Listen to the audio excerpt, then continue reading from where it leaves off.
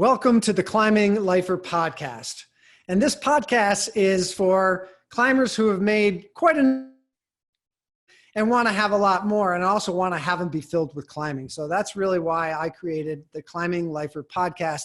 I'm your host, Don McGrath, and thank you so much for joining.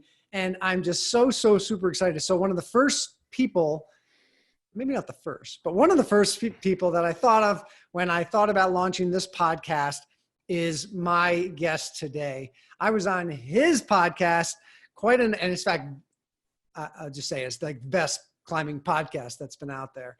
And so I really love what he does. So welcome to the podcast, Chris Kalous. Hey, Don, how's it going? Thanks for having me on. I try to definitely field all these podcast requests as best I can because, as you know, I've been chasing people to come on mine for about 8 years now. So I owe a lot of karma in terms of guesting on podcasts. Well, really appreciate your contributions and also just your inspiration because you've been doing it long before podcasting was popular like it is now. So one of these days I'll catch up to you and I'll pick your brain about the podcasting thing. But really, what I want to learn a little bit more right now, because you're always on the other side of the microphone, right? So right. I want to dig a little bit into Chris background. So how did you get started climbing? I started at Colorado State in Fort Collins, Colorado, when I arrived there for college. And I grew up in the Midwest. I grew up in a town called Libertyville, north suburb of Chicago, and was a kind of outdoorsy kid as best you could do in the suburbs, going on backpacking trips in Wisconsin of all places, and canoeing up in the Boundary Waters up in Minnesota. And I actually had this weird start where I dreamed of climbing before I ever knew anything about it. I had read a couple articles about it, which is a pretty typical thing, I think, when I talk to climbers of my sort of vintage. But, and so when I was in high school, before I'd ever climbed, I kind of started to think about, well, what would I need to do to become a climber? And I started actually training and lifting weights with that in mind. And it turned out that this football coach, who I thought was just this kind of meathead, typical football coach, he had actually gone to a Knowles course. And so he knew a little bit about climbing. So the two of us like schemed about what we thought it would take to be a strong climber. And I trained for like a year before I'd ever climbed, just, trying to do the right kind of exercises to, gain strength without weight and stuff like that. So when I arrived at Colorado State, I was like ready to go. And, one of the first couple days I was there, the RA at our dorm floor took us rock climbing up at Horsetooth Reservoir. And so that was my first go. And actually I did pretty well, and so the training kind of paid off. And I was so meathead or whatever. He came through, right? Yeah, totally. And actually, years later, when I actually ended up appearing on the cover of Climbing Magazine up in Canada, on a climb up in Canada. So I packaged that up and sent it to the high school and with a little note and explaining why he was getting this, because I'm certain he didn't remember who I was, and he had admitted he didn't remember, but he was psyched, and he said that one of his staff now is a climber and gets Climbing Magazine, and was totally stoked to realize that a kid from Libertyville High School ended up on the cover of Climbing Magazine. So turned out pretty cool. So you didn't do any climbing at Devil's Lake or anything in nearby states? You picked it really up when you got to Colorado? Yeah. I mean, I didn't even know that existed. This was 1988 or so, 87, 88. I graduated in 89. So, that kind of information I don't even know how people found it back then, but I didn't know anything about it. So I've gone and climbed at Devil's Lake since, and climbed in Southern Illinois as well since. And so, I was missing out. It was a great climbing area, but yeah, I didn't step foot on rock until coming to Colorado. Yeah, it's really amazing since then how the information about climbing and climbing areas we just so take it for granted. The first time I ever climbed was in Yosemite. It was kind of by accident. I wasn't there to climb, but I did. And somebody said, "Oh, you're from New York? Have you ever climbed the Gunks?" I was like, "The what?" Right. And I was just like an hour and a half away from it. So yeah, I just didn't really know about it. Well, a funny thing is that the summer I came back and lived in the area again in Illinois the summer after my freshman year, as a lot of kids do. And I talked this friend of mine into going climbing with me down in southern Illinois. And I mean, even then, this is pre-internet, and I had no information, but I just assumed, because of being in Colorado, I just knew there was climbing down there. I'd heard, and that we would go down there, you know, find a climbing shop, talk to some people, find some stuff, which was completely naive. Like Southern Illinois climbing in 1990, that would have been. Yeah, it was definitely a backwater. We literally would drive around and see rocks across these like farmers' fields, and then just sneak across the field and get out there, and we might find a piton and like cobwebs and nothing. And it was like a week of just like running around looking for rocks and not finding very much climbing. Although we did find some chalk, I think, at one place, like some place called Giant City, I think. But anyway, but yeah, that was 1990, so it was hard to find what was going on. Jackson Falls. Did you stumble across Jackson Falls? No, and I don't actually. I don't know the exact history of Jackson Falls, but I don't think most of it was there in 1990. I don't think it had been discovered and developed yet, actually. At least most of it. I know the bolting hadn't been done by then. So, but yeah, and you can't find that. I mean, even when you know where it is, it's hard to find that place. Have you ever been? Yeah, I have. Yeah. We happened to be driving across the country in our trailer with our dog, and we had a couple of days. I was like, "Hey, what's around here?" And so we went back there. Sure enough, yeah. I mean, you gotta finagle your way back there. But, well, you're like driving through fields again, and it's all flat, and then all of a sudden you're there. But yeah, I went there years later. Yeah, I'm not even sure. Like I said, it was a developed area at that point. We were more over by Carbondale. Yeah, it's actually pretty cool. A little sweaty when I was there, but it's pretty cool. Yeah, no, we had a great time when I did go back there. So you start climbing there in Colorado State, and it's mostly bouldering around that area. So did you take to bouldering, or did you start escaping to the mountains, or? No, it was still like bouldering is training for big climbs era, like pre-pads and stuff. So yeah, we bouldered a lot because you could just go from class or skip class and go or whatever. But it was always with the idea of like, I'm learning how to climb so I can go climb bigger stuff. And pretty quickly when we felt like we had the skills, that we were up in Rocky Mountain National Park, up at Lumpy Ridge, and going down to Boulder. But the thing that I didn't mention is that I was on this co-op floor called the Outdoor Adventure Floor, which I'll give a shout out because a bunch of folks from that floor are still actually active in climbing. So Edwards Second Southwest. And so right away I met climbers because we were all on this floor together. And it coalesced around 3 or 4 people that were really excited to actually go outdoors. A lot of guys were more excited to play Nintendo and smoke weed, even though they, had joined this floor. So it coalesced around these guys, and I had a van. I had brought a van from Illinois, and so yeah, we were off and running pretty quickly in terms of using that van and getting out and getting after it. So were you each other's mentors, or did you have some other mentors that kind of show you how to do things properly? We were each other's mentors, and in particular, someone a lot of climbing people know, Jonathan Thiesinga. Used to work at Black Diamond, worked at Climbing Magazine for a long time. He actually was sort of the most experienced guy because he had climbed a little bit up at Smith Rock and grew up with it a little bit. And so he taught me how to rappel. And there was a couple other folks, another guy named Bob Gobel, who is long lost to my knowledge of where he's at. But he was actually pretty experienced and had climbed in Boulder a fair bit, and had climbed with Stu Ritchie, who's was an excellent climber at the time and still in the scene. And so there was some guys with some skills, but mostly, yeah, we're that typical thing where we're getting into trouble. And lucky to be alive kind of setup. Yeah, I was going to say there probably was a couple of epics there. Is there one that stands out in your mind? Well, I went up and climbed. I went up and very early on, pretty early anyway. Once we got our multi-pitch skills down, climbed the Northcutt Carter route on Hallett, and it's funny. We totally got rained on the entire time we were climbing. But I was like at that in like, now I would have retreated, like myself sitting here in front of you. I would have gone down because like I'm not going to climb some huge route in the rain.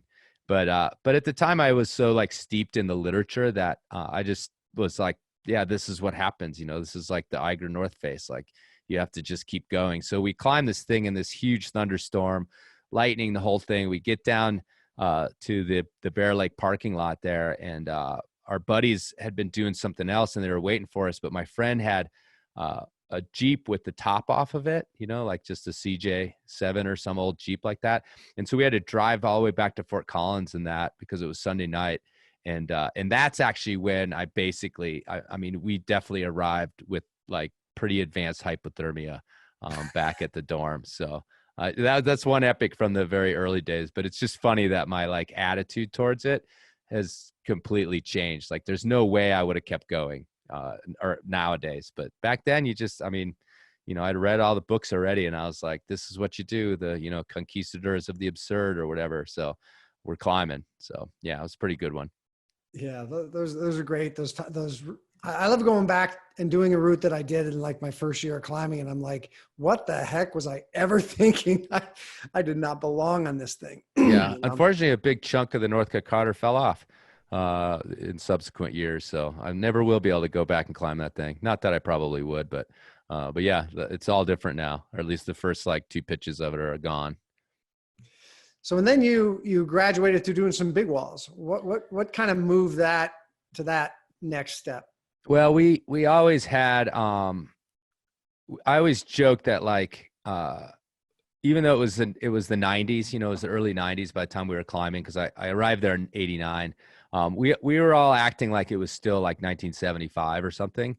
And so I actually really got into aid climbing, within a couple years of climbing, even though it was off most people's radar. Like sport climbing was just beginning, bouldering as its own sport was just beginning, and here we were kind of like taking a step backwards. So the first kind of big wall type stuff that I did was we got into climbing in the Fisher Towers, and a guy named Scott Fitzgerald and I, who was part of that crew that I met on that floor, really took to kind of worshiping Leighton Core, and kind of looking around for what he did and sort of emulating that style, which was, like I said, now we're going like back to the 60s. So to the point of like, finding really cool wool sweaters to wear and stuff like that. So yeah, so meanwhile, everyone's in Lycra, mind you. So it wasn't like the worst fashion choice that I could have chosen. So,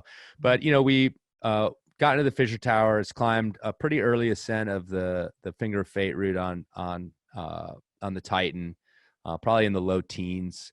And, and then of course, like checking out Castleton and the Court Ingalls and all that sort of stuff. And that was, things were pretty empty out by Moab in those days, cause it was the early 90s still.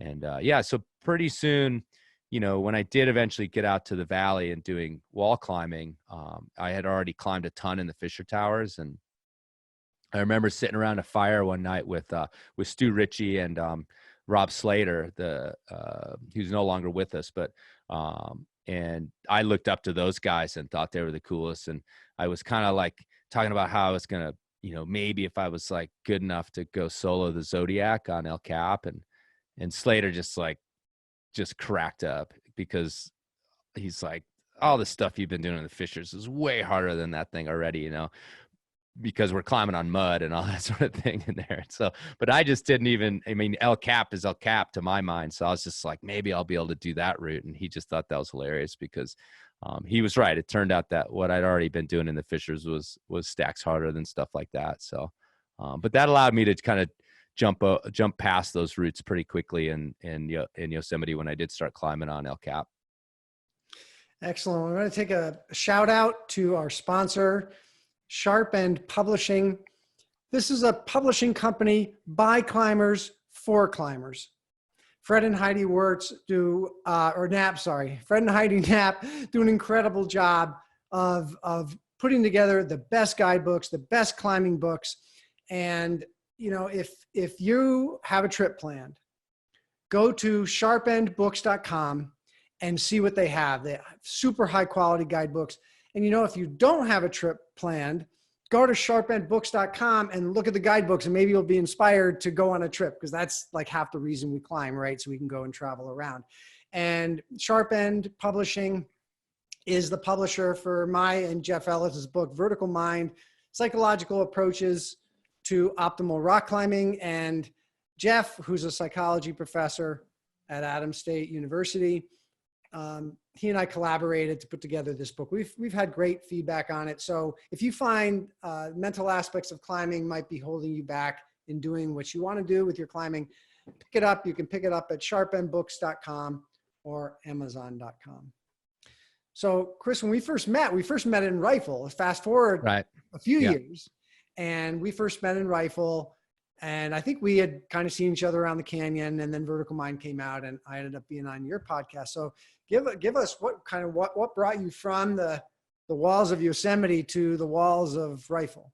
Well, I lived in Southern California for about 2.5 years, maybe 3 years. I'd gone out there to chase a girl out there, and that's when I was wall climbing quite a bit. So I had roots here in Colorado, and once the relationship fell apart, and also I got kind of sick of Southern California. I was actually down in LA and traveling up to Yosemite to do that stuff. I moved back to Colorado to go to Western State in Gunnison, Colorado, to get my teaching certificate for English Lit. And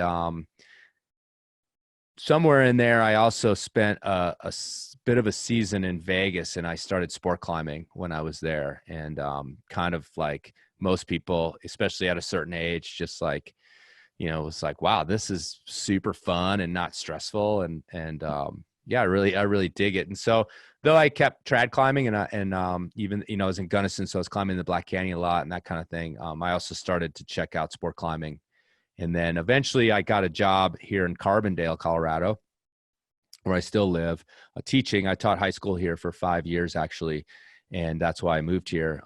That was 20 years ago, actually, exactly. And so, meanwhile, Rifle's here, and that's when I really started to embrace sport climbing. And if you move on to having kind of a normal life, having a job and like a career type job and those sorts of things, sport climbing just fits in there a lot better than necessarily always looking after some giant adventure kind of climbing. But I still do both, actually, even to this day.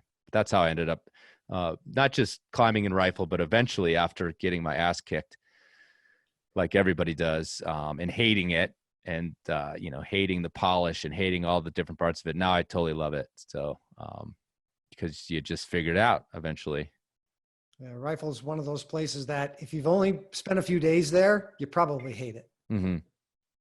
It's rough. Yeah. A number of people I meet, they say, "Oh, where do you climb?" I say, "Oh, I climb, I climb here in Rifle." And they say, "Oh, I went there once. I hated it." Yeah. So I only went there once, right? I went there once in the 90s, actually. And when it was, I literally, Kurt Smith and his amazing mullet, was warming up next to me those days. And I was just like, oh, this place is awful.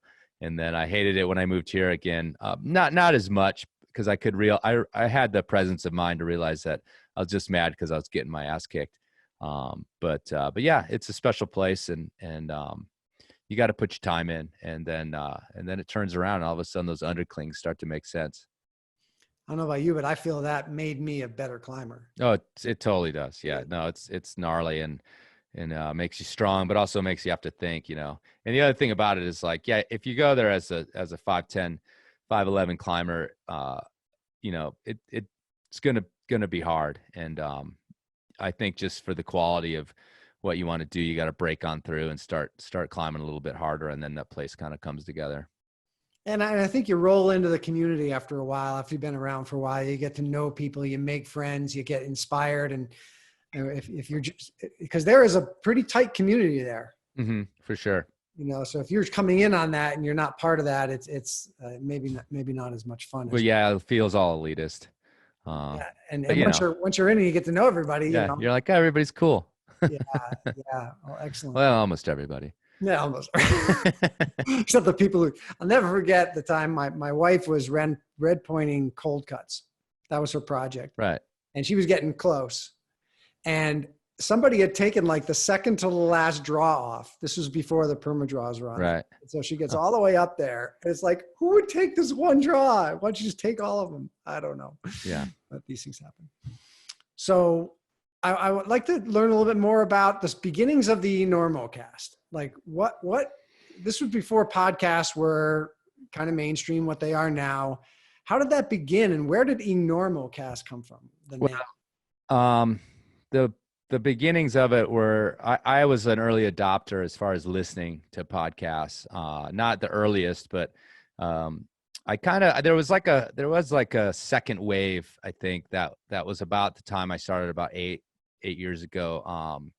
Dirtbag Diaries had started in the climbing realm, and then WTF with Mark Maron had started, and I was listening to those, but also there was a ton of DIY podcasts. And also that was about the era when NPR figured out that they could repackage their shows as podcasts, which I think was kind of like the real thing that kicked it into gear when they figured it out, which is kind of funny, like, public radio being like the most forward thinking, on the cusp kind of agency isn't usually what you think about. But so I was listening to them a lot, and because I painted houses for a really long time. And so plugging that into my head, I was just sick of my music and started really getting into them. And that's when I kind of like, could sort of get a feel for the medium and what the potential was, and that anybody could do it was the main thing. Like, you literally, if you owned a decent laptop, you could probably produce a podcast, from start to finish. So that was my inspiration. In WTF, Mark Maron was the direct ripoff. He was doing an interview show out of his garage with comedians, but they weren't really talking about, they weren't cracking jokes. It was like what the real behind the scenes, personalities were. And it turns out that comedians are really messed up people. So it was really compelling listening. And the other thing is, his career was kind of on the skids, and he was really open about that. And he was just kind of like, last shot in the dark was this podcast that he was going to do. And so his first guests were like friends from the industry, because he'd been around so long. So that's like, was the light bulb. I'm like, man, I've been around so long. I know people who are interesting in climbing. I know famous climbers, if that's what I need. And by virtue of just hanging around, I'd kind of befriended a lot of these people or met them or whatever. And so that was the germ to be like, well, I can maybe do this. I had no idea whether I could do interviews or not. I had no experience in it. But I knew I could produce this thing. I had some background with playing music as well. So I had some recording, basic recording skills. And so yeah, that was it. And I actually had a podcast before the Enormocast called Off Belay with a partner. And it turned out that kind of fell apart. The partnership did, but it turned out that was a little bit of a good little training ground. So when I started the Enormocast, I had a pretty good idea what I did and didn't want to do. And that's how it started. And I just mistakenly said I was going to do 2 shows a month. And and now you're locked in. Right? Well, and yeah, I fervently believe you can't slow down on the internet. The internet does not forgive resting. And so, it's been almost 2 a month for 8 years. I'm off the mark by like 4 episodes only, which I can't even believe that I've done that, but that's what I've done. It's impressive.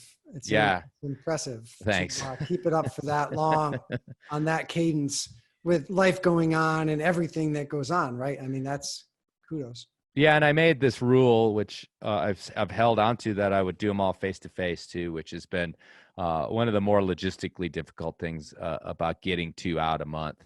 And the times where I've not managed to do that, it's because I didn't have anything, and I wasn't able to get anything booked because it's not my full-time job. So now I'm always trying to find them and backlog them and stuff like that. But you know how that is. Yeah. And I remember when we were sitting in your camper when we did our interview, and we were sitting in the campground at first, somewhere, I forget where we were. It was just loud. I don't know if people were yipping and yelling or if the stream was loud. So we cruised up the canyon. Right. Yeah. But that face-to-face is great.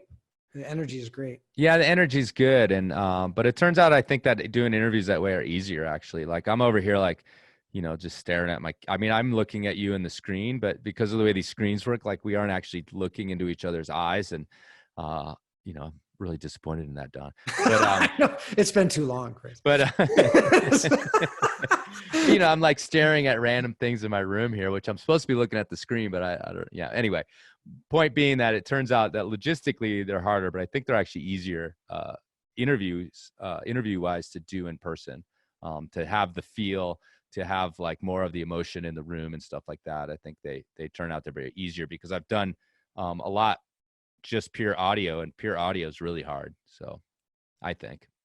So enormocast, where'd that name come from? It's pretty simple. I wanted to name it the Enormodome, which is a reference to Spinal Tap. This is Spinal Tap, the I think 1984 movie, Rob Reiner movie, very classic, like spoof on heavy metal. And because I thought like Enormodome, it's like could be the name of like something in whatever the backcountry of the Sierra or something. But then enormodome.com was taken. By whom?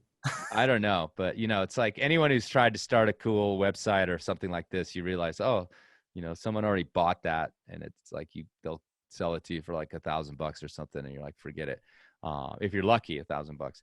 But anyway, so I don't know. I just switched it to Enormocast, and at first people made, friends in the industry were kind of like a little bit like, well, shouldn't it have a climbing thing? And I was like, well, does the two words black and diamond actually have anything to do with climbing? No, they don't. Does the word Petzl have anything to do with climbing? No, the brand made it ubiquitous with climbing. And so Enormocast just stuck, and that's where it came from. So, and that, if you listen to my intro, I've got a tiny little slice of This Is Spinal Tap is the first thing that happens when they're talking about the Enormodome. In the movie, it's a giant stadium, not a climb, but that's the line is from This Is Spinal Tap, which they have yet to contact me and tell me to cease and desist. So that's in there. Well, now everybody knows the Enormocast. I shared it with you before we started. Right. I remember doing some vertical mind talk in Michigan somewhere, and afterwards somebody came up to me and said, I heard you on the Enormocast. So you just have, huge amount of listeners around. A lot of people in the Midwest who don't have a lot of access to climbing. Right. It's their access. It's their jam. So great work. Yeah. Those folks are my peoples. I always like to say, climbers, like hardcore dirtbags listen to it. I think professional climbers listen to it. I definitely hear from those folks too, but I think that, yeah, the bread and butter are those folks that have jobs and dream about climbing all the time, and they can, be on their commute or sitting at their desk or whatever, and have, these conversations with people they've only read about going into their heads. That's really, I think that's like the kind of pillars of where the Enormocast's popularity comes from. And I fully like I said, I ripped off Marin and then hoped that people would listen. And I think I really benefited from being sort of first to the table, although there had been a climbing podcast before mine as well, before even Off Belay. I think it was called Pod Climber, but it was like one of those things where it was too early. Like nobody knew what a podcast was. And so that's why, I kind of was on this like second wave. It happened to coincide with that sort of second wave where they actually were entering the mainstream in like this little bit of a dribble. And I benefited just from that. And then the longevity, I think, just banging them out, man. Like the endurance, right? Like I said, yeah, the internet rewards that, like I always make the joke about everybody's blog, it's like they all come out gangbusters, and then, 10 entries in, there's that like, oh, I'm sorry, I haven't written in a while blog entry that every blog has, and some promise to keep it going. And then that's the end of it. So the podcast kind of feels like the same thing. If I slowed down, like everybody would just leave, and maybe that's just paranoia. But I don't think so. I think if I like took 6 months off, they'd all be gone and wouldn't come back. So, well, they say people only listen to 3 podcasts And so if you're not there, they're going to find another one to be in their top three. Right. And yeah, so, and I mean, it's getting harder and harder. And you know, I admire your chutzpah here, putting out a podcast and seeing what kind of listenership you can garner. Cause it's a lot trickier than when I did it. I you know, like I said, my analogy is I was like a little, you know, a tree on the savannah. It was like me and then the Dirtbag Diaries, but they aren't climbing specific. So at the time I was the only climbing specific podcast, and those guys do climbing stories once in a while, and Fitz was a tremendous help to me, at the time. And so now it's like a forest for sure that maybe the Normacast is just like that old weazened, you know, oak in the middle of the forest that's like still holding on, you know. Or the fine wine. Oh, thanks. So one more Normacast question. So you've probably interviewed more climbers or people in the industry than anybody else in the United States, maybe anywhere. What have you learned? Oh man. You did send me this in an email. I should have thought about it a little bit more.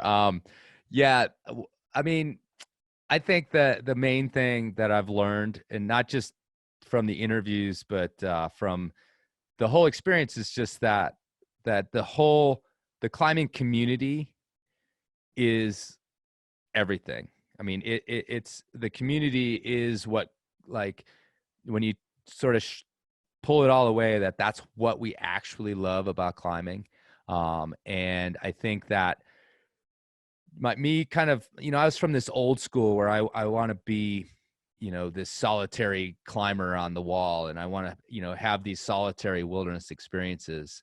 That's kind of like the archetype, I think, that especially like guys our age kind of grew up with. But the truth is that I don't think I'd have lasted in climbing if that's the only experiences I would be having. And so many of my, like, you know, fun and great memories are about hanging out with a bunch of other climbers, and even this, you know, doing the stuff that we're doing, we're not climbing. And so the community that I've created around, no, let me say that differently. The community we've created around the podcast is just really special. And it shows me like what this core climbing thing is all about. And then, you know, for the most part, all of the folks I've interviewed, you know, when we get to the nitty gritty, they kind of say the same thing, almost to the point where it's cliche, but it's like, you can't deny it when everybody arrives at the same conclusion from different directions. And it's weird because of that archetype, that, you know, that solitary man against the mountain thing is so interwoven in like the mythology of climbing. But it's so miserable, that the idea of that is so miserable. And I think people like that don't last in climbing. You know, they're the grumpy ones that, you know, find reasons to hate it later on. And anyway, I don't know if that really answers the question, but when I think of what I've gotten from the Normacast, that's kind of it. It's definitely kept me like from going down that super cynical, you know, get off my lawn path, more than anything. When you mentioned the, you know, this archetype, those are the guys or maybe gals who are like frostbitten, getting into their car without a roof, driving and near hypothermic, right? Right. There's a lot of misery involved. Sure. In that kind of thing. So in the end, we don't like that much misery. Yeah, but even like while I was reading those books, you know, and I was like absorbing all of that, you know, the classic literature and Annapurna, and I was like, I still always keep talking about this crew that we had back at CSU, which we started talking about in the beginning of this podcast. And that crew was everything. Like I wouldn't have been able to go and become the climber that I was without this crew, which was the community, you know? And so it's on all levels. It's other people, it's who you climb with. And that's without a doubt the most important thing about all of it. We're going to take another shout out to one of our sponsors, and this one's to me. This is my show. Yeah. This is the first book. Yeah, you know, this is my first book. I'm almost there. I'm almost ready to be in part two. You almost earned the stripes, Kalous. Yeah, I interviewed 50 athletes over the age of 50, all kinds of sports, running, cycling, mountain unicycling, mixed martial arts, whatever. Because I was at the time like you, I was 46. when I wrote this book. And I was learning how to be one of the people that I interviewed in the book. And I learned a lot of lessons from talking to them. One of these days, I'm going to publish the audio interviews. I have them on a thumb drive around here somewhere, right? But I learned a lot. And one of the things that they talked about was, yes, community is important. Another thing that they said was very important was just the joy of movement. Just the fact that they get to play and tapping into that kind of instinct to play that we had when we were kids, that being able to hang on to that for longer than most was really important for them and stay with it for as long as they possibly could. So if you are an athlete approaching 50, you want to be an athlete over 50, or what I find is sometimes people buy this book because they want to give it to a gift for someone who is an athlete over 50. You can find this on Amazon.com, 50 athletes over 50. So let's fast forward a few more. Wait, can I give you a little tour of the enormocast studio? Yeah. While we're at it. Everybody Yes. can see this whole thing. So it's like, we've got this cool thing up here. I'm going to move my mic. Is this awesome rug that someone made me? That's an enormocast kind of, it was a sticker that I used to have with the house signal on it. There's Dean Fidelman's Naked Lady Climbing. Is right there. Yep. Sexy. And then there's some whiskey from some folks in the Brooklyn distillery in Brooklyn that sent some whiskey as appreciation for the show, and picture HK. And anyway, so this is the enormocast studio. There's some other stuff from fans, I think. So this is where the magic happens. This is where the production and all that stuff happens, right? Yeah, in the last year. I moved here a year ago. So, Okay. But I've gotten the okay to turn this into an actual studio. So I'm going to, like, for music as well, I'm going to build a acoustic room in a room. So it's pretty sound dead. And but it's unfortunately it's last on the list for relationship purposes. The rest of the house needs to be remodeled first, but eventually this will be like a proper studio. So very, very and then cool. I'll probably record my last enormocast and call it good. Because it'll be a while. So anyhow. Oh, that's awesome. So fast forward a few years, you have an enormal baby. Yes. You have other enormal things going on in your life. So tell us about that shift and kind of what that's been like. Well, as far as climbing, it's obviously pretty big dent in the whole climbing lifestyle. Not just because of being home, because, he needs to be taken care of, but also, financially, it's a big investment having a kid, and, and also just not just what it costs to have a kid. I know all you non-breeders are like, yeah, that's why I'm never having a kid. But also, I mean, the fact that you just need more stability, so we own this house now and stuff like that. So, so it was a big change. As far as like the podcast is concerned, it also made that a lot harder, I think, to find time to do that as well. It's always definitely been a part-time type thing in addition to like a day job. So just adding another thing into that's made it a little bit trickier. I always say that I wish that I had the enormocast as a hustle when I was living on the road as a climber, because it would have been like plenty of money to do that. And it probably would have been a better podcast because I was traveling around and meeting a lot more people then. But the internet didn't exist when I was doing that. So there you go. But yeah, so it's been a big change, but it was time. I mean, I'm 48, and it's like I was just getting weaker anyway. So it's like having a kid was a new challenge and something that we would never regret. We have never regret doing, and you just have to kind of juggle things a little bit better. One other thing that happened is a gym started in town. We're in Carbondale, so we're like in the kind of one of the dead zones for indoor climbing out here in Colorado. And we have a bouldering gym, the Monkey House here in Carbondale, that opened up about a year ago.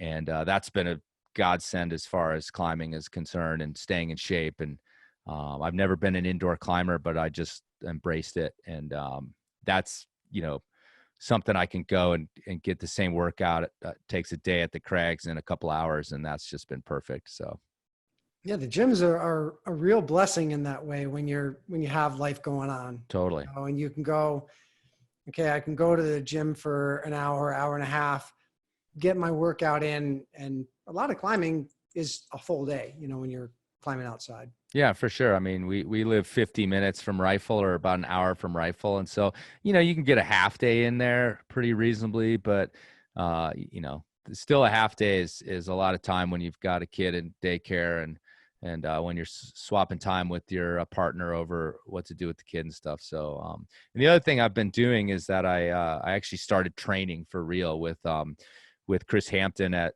the Power Company Climbing. He's been giving me a program and, as best I can, I've been sticking with it and trying to kind of maintain, as I'm about to, go into the athlete over 50. I'm 48, I'll be 49 in a couple months. So, I'm almost there. And, I think the training thing has been, it's also nice to walk into the gym and know what you're about to do instead of just like farting around. And I was like, I don't climb in gyms a lot. So I was definitely like just, wandering around a gym like aimlessly. And it's helped me really focus on like, okay, I got to get this done. And that's been great. It's been about 3 or 4 months. I don't know if I'm climbing better because I haven't climbed outside in a while because it's cold out. So we'll see. But I don't really care. It's kept me stoked and it feels like I'm stronger. So that's good enough, I guess, even if I still just climb the same old stuff I've always climbed. So prior to that, your training was climbing, pretty much picking out stuff you wanted to climb. And Yeah. I mean, I just have never had the mindset for like exercise for exercise sake. And so, yeah, I mean, I just climbed a lot and as much as I could. And occasionally, do some push-ups or some sit-ups, but never like I was always really bad at being any steady with it all. So, yeah, so I just managed. But the other thing that was happening in the last couple of years is I was kind of falling apart a little bit too. So the training is also focused on that, just making sure that my shoulders stay in shape and any sort of tendonitis things I have are kind of kept at bay. And yeah, because the fits and starts with the training is, I think, worse than not doing it at all as far as injury is concerned. absolutely, training is one thing, but just like working around the aches and pains, they come, and Yeah. they kind of start in the 40s if you're lucky. And then they start realizing that you're getting crotchety and you got to do something about it. So what is your training like now?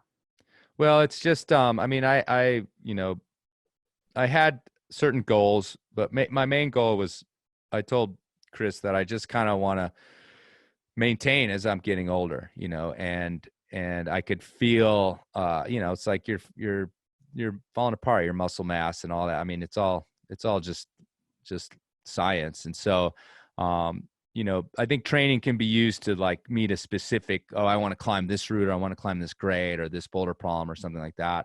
But what we're doing is a little bit of that. I mean, that's always in the back of my mind, but mostly like, give me a way to maintain. And so, there is hangboard workouts, but a lot of it is just bouldering based, like on the walls in the gym. I've this year just on my own, and it fits into this program, I've embraced the boards, the especially the moon board.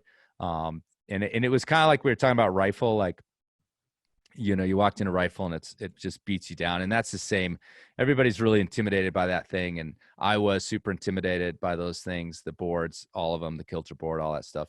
But you just have to bang your head against it. And I kept joking, like, you got to find the soul of the moon board and get over all like the kind of, I don't know, pretense that goes with what it all means. And I started to embrace it and have a lot of fun. And it's a real weakness for me, that kind of power climbing. So focusing on weaknesses, keeping an eye on my shoulders. I've always, because of painting, I kind of have some chronic shoulder problems.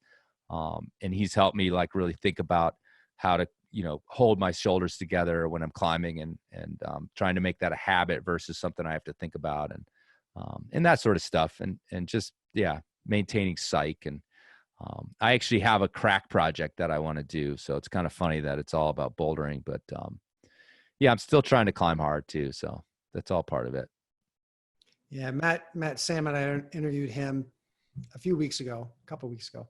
And he too really just started training maybe like a year and a half ago. And he said same thing, a little bit of moon board and power stuff. And he said he's just he was shocked at the response he had because he had Oh, never really awesome. trained for a long time. So I wish you the same kind of findings that he found. Nobody climbs in the history of climbing. I don't think anyone climbed, quote unquote, off the couch like Matt Samet could. I mean, the guy's, yeah. I mean, not just difficulty, but head games too. Like, yeah, he's an incredible climbing specimen for all that he's done. Yeah, and he's a funny guy too. I really I enjoy the Yeah, edginess that he writes. Just like I enjoy your podcast. You have some edge in your podcast, and he has some edge in his writing, and I really like that. yeah, of course. So our last break for sponsors, and again, this one's for me. This is my show. This is the last book that I wrote. Probably not the last that I will write. Once you write one book, you write several, and I'm up to number 6 now. This is, I've always been enamored. I was actually in leadership in some Fortune 500 companies for many years. And I always used to like to read leadership fables. These are stories about teams that undergo some kind of a challenge and what they learn and lessons that they learn about leadership. And so I decided, why don't I write one? So I did. I figured out how to write dialogue. I figured out how to write fiction. So this is a fable. And I actually get to be a character in the book. It's about a corporate team that's facing some challenges, and through some climbing experiences, get to see how they're maybe not showing up like they could, maybe not working together like they should. And you'll just have to read a book, see how it ends out. But if you enjoy these, you can find this on Amazon.com. It's just titled The Climb. So can you share anything about how to others looking to stay in the game like you have, some of the things that you've learned along the way? Yeah, for sure. I mean, I think that like, having sort of these self-imposed, not necessarily limits, but like tracks that you're on, like, oh, I'm a trad climber, or I'm a sport climber, or I don't like bouldering, or I don't like these things. And I'm definitely guilty of that, especially with bouldering.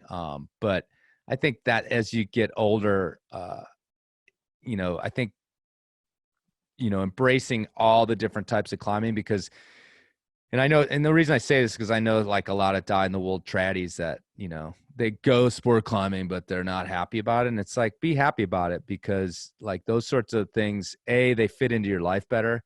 If you have a life with, again, family, career, all that sort of stuff.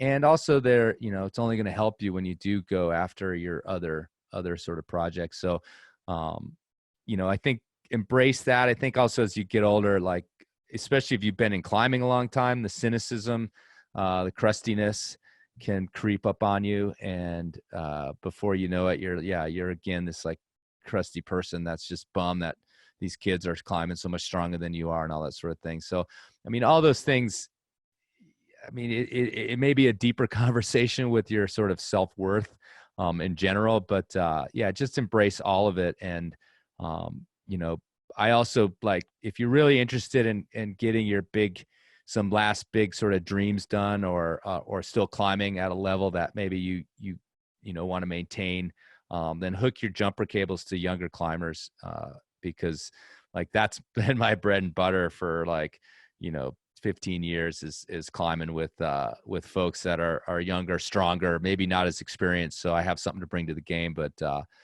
it's just so exciting and fun. And, I've been watching and talking to Mark Hudon and Jordan Cannon. I don't know if you guys have out there been following that. If you listen to Normacast, they've been on the show, but Mark's 64, he just turned 64, and I can't remember, I think Jordan's 28 or 29, and they've got this amazing partnership that both of them are benefiting from. And I know Mark is just like on the moon that he's got this like young gun that can push him hard, and almost freed the free rider this year. And I mean, that's just a testament to what that kind of relationship can do. And Jordan loves it because Mark's a legend and so much experience. And so if you can bring something like that to the game too, it's perfect. But just keep open and I'm can be super cynical.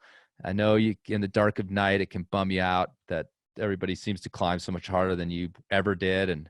But get over it and have fun and just, keep going. I love what you said about hooking your cables onto younger climbers. There was a Hmm. few years ago, I was getting back into trad climbing. I was going to take a course in the AMGA, and I hadn't really trad climbed very much at all since moving to Colorado. And I hooked up with this younger guy. His name was Jeff Dockmo. And, he brought me like stoke like I hadn't seen in years about getting after stuff. I probably would have found reasons not to do some of the stuff that we did. In fact, my wife's kind of like, "Oh, you're not going with Jeff again, are you?" Because, we created some little mini epics. Right. Yeah. I mean, you can kind of relive some of that stoke, it's almost catchy. Yeah, for sure. It's 100%. I've joked that like, at least the second half, if not the second or the second and third 2/3 of your climbing career is just trying to like recapture the excitement and psych that you had in the first part of it.